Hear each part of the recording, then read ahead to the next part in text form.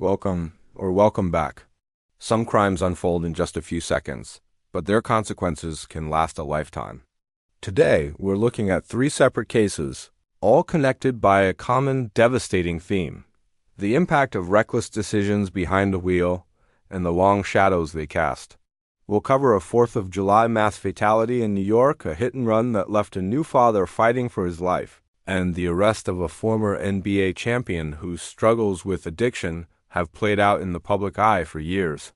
These aren't just headlines. They are deeply human stories. Let's begin with the Corlears Hook Park tragedy. On the evening of July 4th, 2024, families and friends gathered on Manhattan's Lower East Side. It was supposed to be a day of celebration food, fireworks, and a holiday barbecue. Instead, it became one of the deadliest drunk driving incidents in New York City's history. Just before 9 p.m., a 46-year-old man from New Jersey named Daniel Hayden was driving his Ford F-150 pickup truck through the area, heavily intoxicated.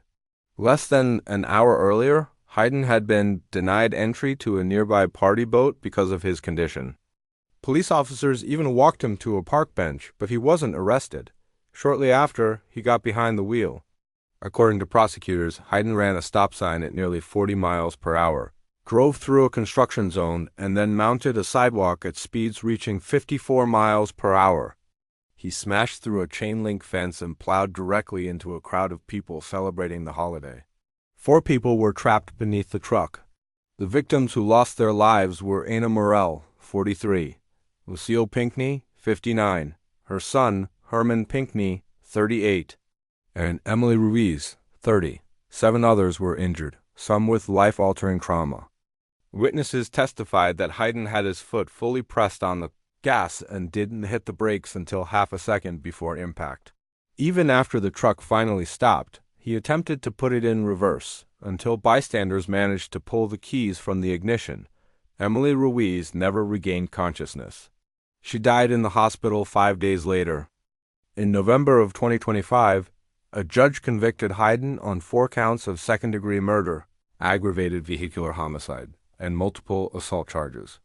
2 months later, in January 2026, he was sentenced to 24 years to life in prison. One survivor, Helena Herrera, later said she lives every day knowing she survived only because others did not.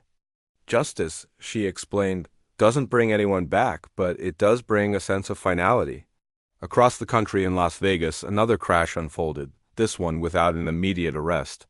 On an evening in January 2026, 28-year-old Mechas Lagareta was riding his motorcycle down East Lake Mead Boulevard. He had become a father just 1 month earlier. Security footage captured the horrifying moment a white SUV barreled through an intersection and struck him. The driver didn't stop. Machas was thrown from his motorcycle and left lying in the roadway. He was rushed to the hospital with life-threatening injuries, including a brain bleed, and was placed in a medically induced coma. His wife, Ashley, learned of the crash when a family member tracked his motorcycle's GPS and found the scene. Since then, she has spent countless hours at his bedside, speaking to him, holding his hand, and waiting for any sign of recovery.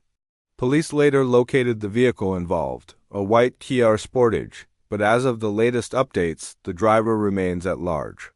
Ashley has made one simple plea, not for revenge, but for accountability. "Come forward," she said. "If you were scared, admit it. The case is still under investigation." And for one young family, the future remains painfully uncertain. Our final story involves someone known not for crime, but for fame. Lamar Odom, a 2-time NBA champion and former 6th Man of the Year, was reportedly arrested in Las Vegas on suspicion of driving under the influence. According to reports, the 46-year-old former basketball star was also cited for driving more than 40 miles per hour over the speed limit and making improper lane changes. For many, the news of this arrest felt tragically familiar. Odom's life has long been shaped by addiction. During his NBA career, most notably with the Los Angeles Lakers, he earned over $100 million, won championships, and became one of the league's most versatile and beloved players. But off the court, his life spiraled. In 2009, he married Khloé Kardashian, and their relationship played out publicly on reality television. Behind the scenes, Odom was battling drug and alcohol addiction, infidelity, and mental health struggles. In 2015, he nearly died after a drug overdose at a Nevada brothel, suffering seizures, multiple strokes, and complete organ failure. Doctors later called his survival a miracle. In the years that followed, Odom spoke openly about his recovery journey, wrote a memoir, and even invested in rehabilitation initiatives to help others. But addiction is rarely a straight line. This latest arrest, if confirmed, comes amid renewed concern about relapse and accountability. When you consider the devastating real-world consequences we saw in our previous two stories, the implications are stark. Driving under the influence is never a private mistake. 3 stories, 3 different outcomes, 1 common thread. A split-second decision can change or end multiple lives. Whether it's a drunk driver at a holiday celebration, a hit-and-run that leaves a newborn without a father, or a public figure once again facing the consequences of addiction, the damage is real and it's permanent. Justice may arrive years later. Healing may never fully come. And prevention, as always, is the one outcome that truly saves lives. Before we go, we want to acknowledge that real people and real families are at the heart of these stories.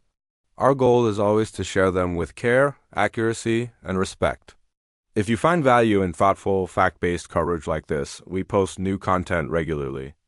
You can subscribe to stay up to date with our latest videos and turn on notifications if you'd like to be alerted when we upload.